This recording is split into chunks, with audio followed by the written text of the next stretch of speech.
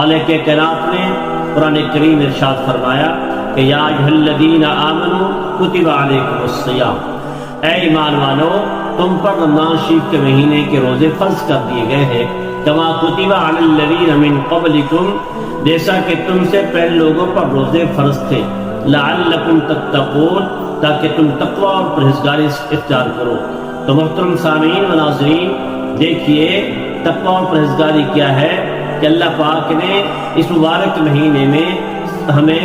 حکم دیا ہے کہ تم کھانے پینے سے رک جاؤ۔ دیکھیے صوم کا معنی کیا ہے؟ صوم کا معنی ہے رک جانا، اور روکنے سے مراد یہ ہے کہ جو چیز اللہ نے تمہارے لیے حلال کر دی ہیں اور حلال چیزوں کے بھی ہم قریب نہیں جا سکتے، حرام چیزوں تو بڑی دور کی بات ہے، حرام تو ویسے ہی حرام ہوتی ہے، لیکن جو حلال چیزیں ہیں، کھانا ہے، پینا ہے،